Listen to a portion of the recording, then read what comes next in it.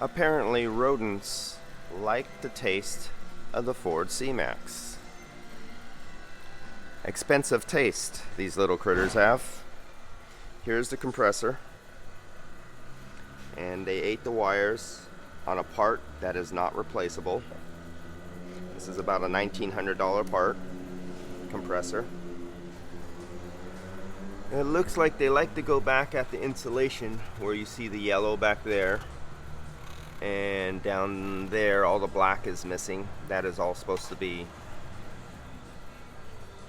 covered, but they ate off the insulation there. Of course, you're going to change the dryer sock. It comes in aluminum can, sealed, so air cannot get to it. You have roughly 30 minutes to install these, because just leaving them out in the air, they get saturated with moisture. So we're pulling a deep vacuum to make sure we get all the air and moisture out. We're down to 385 microns right now.